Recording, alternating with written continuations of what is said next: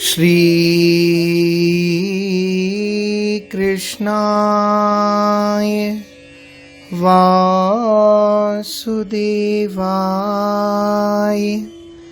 देवकी नंदनाय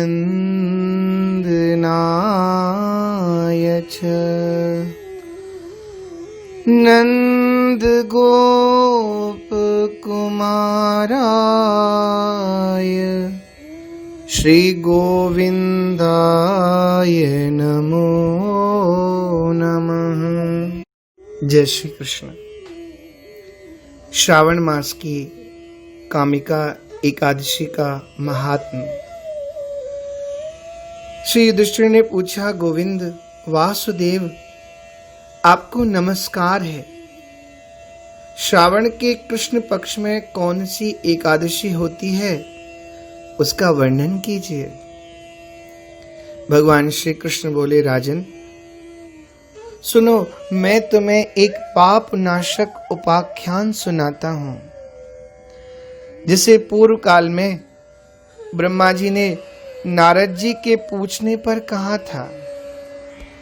नारद जी ने प्रश्न किया, भगवान कमलासन, मैं आपसे यह सुनना चाहता हूं कि श्रावण के कृष्ण पक्ष में जो एकादशी होती है उसका क्या नाम है, उसके कौन से देवता हैं तथा उससे कौन सा पुण्य होता है। प्रभु यह सब कृपा करके आप मुझे बताइए। ब्रह्मा जी ने कहा, नारद सुनो, मैं तुम्हें संपूर्ण लोकों के हित की इच्छा से तुम्हारे इस प्रश्न का उत्तर दे रहा हूं।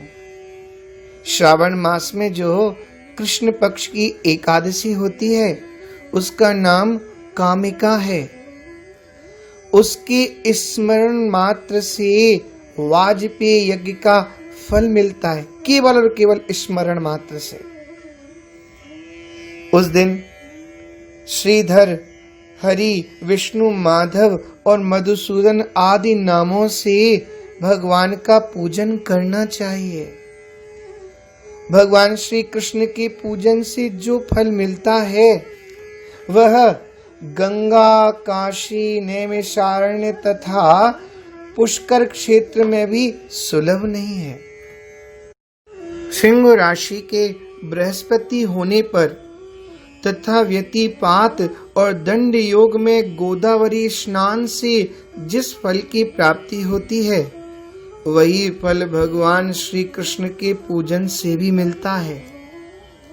जो समुद्र और वन सहित समूची पृथ्वी का दान करता है तथा जो कामिका एकादशी का व्रत करता है वो दोनों समान फल के भागी माने गए हैं।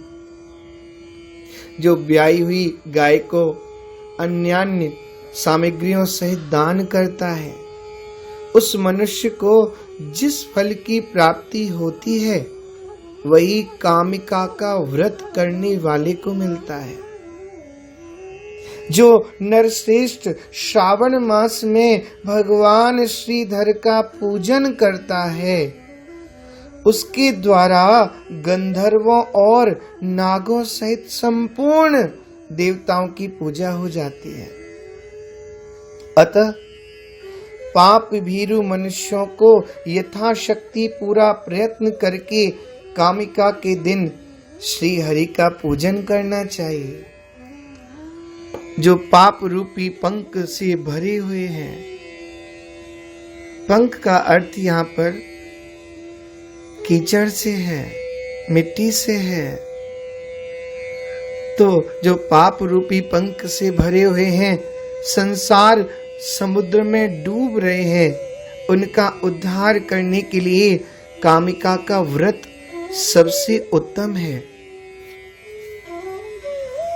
अध्यात्म विद्या परायण पुरुषों को जिस फल की प्राप्ति होती है उससे बहुत अधिक फल कामिका व्रत का सेवन करने वालों को मिलता है। कामिका का व्रत करने वाला मनुष्य रात्रि में जागरण करके न तो कभी भयंकर यमराज का दर्शन करता है और न कभी दुर्गति में पड़ता है। लाल मणि, मोती, वैदूर्य और मूंगे आदि से पूजित होकर भी भगवान विष्णु वैसे संतुष्ट नहीं होते जैसे तुलसी दल से पूजित होने पर होते हैं। जिसने तुलसी की मंजरियों से श्री केशव का पूजन कर लिया है, उसके जन्म भर का पाप निश्चय ही नष्ट हो जाता है। जो दर्शन करने पर सारे पाप समुदाय का नाश कर देती है, स्पर्श करने पर शरीर को पवित्र बनाती है और प्रणाम करने पर रोगों का निवारण करती है। जल से सींचने पर यमराज को भी भय पहुंचाती है। आरोपित करने पर भगवान श्री कृष्ण के समीप ले जाती है और भगवान के चरणों में चढ़ाने पर मोक्ष रूपी फल प्रदान करती है। उस तुलसी देवी को नमस्कार है। या दृष्टा निखिलाग संग शमनी, स्पृष्टा व पुष्पावनी, रोगा राम भिवंदिता निरसनी, सिक्कांत कत्रासिनी, प्रत्यासक्त विधायिनी भगवतः कृष्णस्य संरोपिता, न्यस्ता तच्चरणे विमुक्ति फलदा, तस्यै तुलस्यै नमः, तस्यै तुलस्यै नमः। उस तुलसी देवी को नमस्कार है। जो मनुष्य एकादशी को दिन रात दीप दान करता है, उसके पुण्य की संख्या चित्रगुप्त भी नहीं जानते।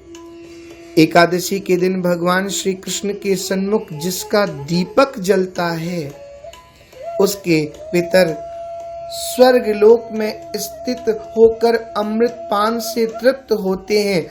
घी अथवा तिल के तेल से भगवान के सामने दीपक जलाकर मनुष्य देह त्याग के पश्चात करोड़ों दीपकों से पूजित हो स्वर्ग लोक में जाता है।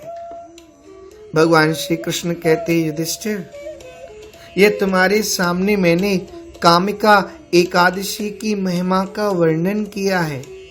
कामिका सब पातकों को हरने वाली है, अतः मानवों को इसका व्रत अवश्य करना चाहिए। यह स्वर्ग लोक तथा महान पुण्य फल प्रदान करने वाली है। जो मनुष्य श्रद्धा के साथ इसका महात्म्य श्रवण करता है, वह सब पापों से मुक्त हो श्री विष्णु धाम को, श्री विष्णु लोक को चला जाता है।